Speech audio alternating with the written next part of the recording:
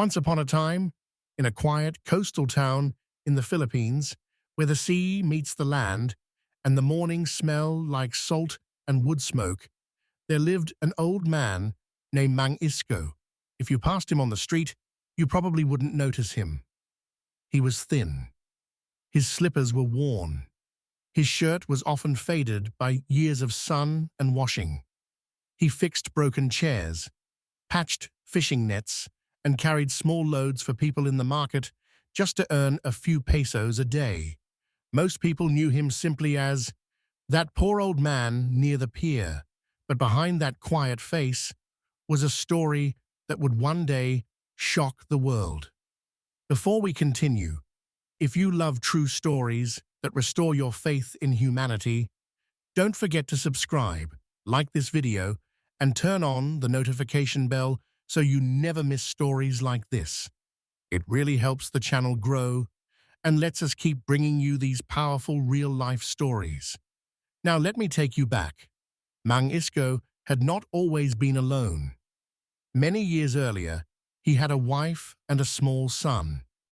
But life in the Philippines can be cruel to the poor.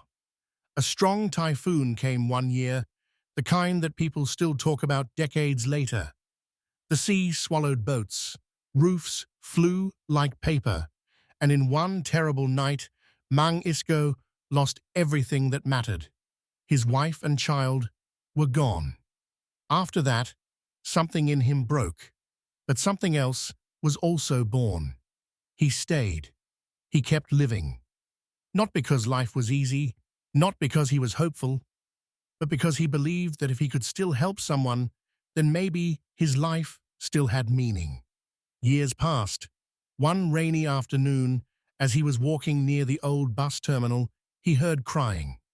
Not the normal kind. This was desperate crying. The kind that comes from hunger and fear mixed together. Under a broken roof, he found 4 children. The oldest was a thin boy of about 10. The youngest, a little girl, could not have been more than 3.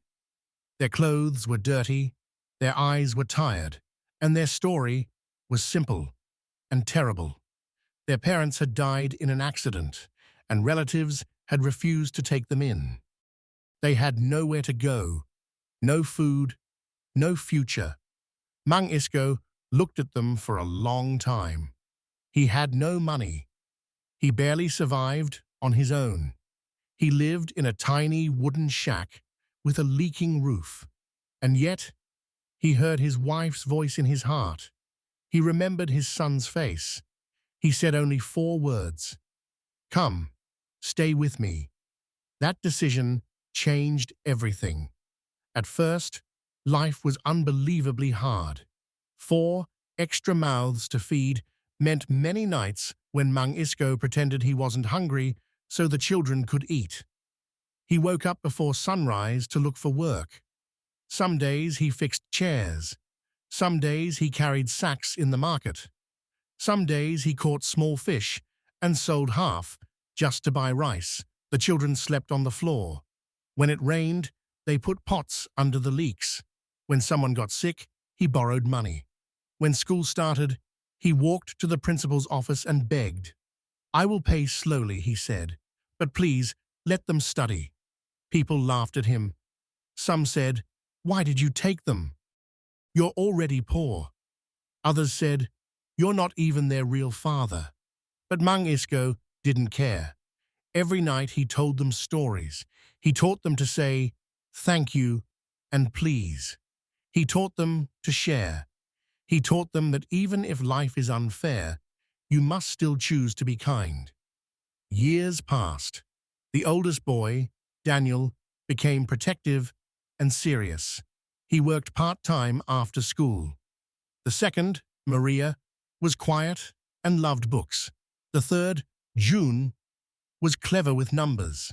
The youngest, Leela, followed Mang Isco everywhere and called him Tatay, even though they were not related by blood. There were times they almost gave up. There were times Mang Isco got sick and still went to work. There were times the children cried because they had no shoes like the other kids. but they kept going. One day, Daniel said, "Tatai, I will finish school, I promise." And Mangisco smiled and said, "That's all I want." Years turned into decades. Slowly, one by one, the children grew up. Daniel got a scholarship and studied engineering. Maria became a nurse. June studied business. Lila, the youngest, dreamed of becoming a teacher. Mang Isco stayed in his small house. His hair turned white, his back bent. But every graduation, he sat in the front row, wearing his best, most worn-out shirt, clapping the loudest. People started to notice, "Isn't that the old man who raised 4 orphans?" They still thought he was poor. They didn't know what was coming. After the last child finished school, something changed. Daniel started working in a construction company. Jun started a small trading business. Maria worked in a hospital in the city. Leela began teaching in a private school. They never forgot Mang Isco. They visited him. They fixed his roof. They bought him medicine. But they were planning something bigger. One day, Mang Isco was called to the city. They told him it was just a family gathering. When he arrived, he saw a small crowd. Some people were filming. He became nervous. Then Daniel stood in front of him and said, "Tate, today we want to tell the world who you really are." They showed a video. It showed their old house, the nights without food, the broken slippers, the school fees, the sacrifices. By the time the video ended, many people were crying. Then Jun handed Mang Isco some papers. It was a land title, a house, a small building. They had secretly worked together for years. They had started businesses. They had saved money. They had planned everything.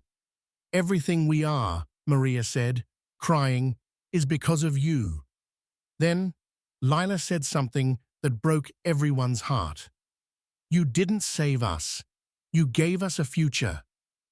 The story was posted online. It went viral. Millions of people shared it. News stations talked about the poor Filipino old man who raised 4 orphans. Donations came. Interviews came. But Mang Isco always said the same thing. "I did not do anything special. I just did what a father should do." Today, he no longer works. He sits in front of his new house in the afternoons, watching the sun go down. Sometimes children from the neighborhood come to greet him. Sometimes strangers come just to shake his hand. And every time, he smiles, not because he is famous, not because he is finally comfortable, but because 4 children once had no future, and now they have everything. Before we end this story, remember, if this story touched your heart, please subscribe, like this video, and turn on the notification bell. It helps us bring more real stories like this to you.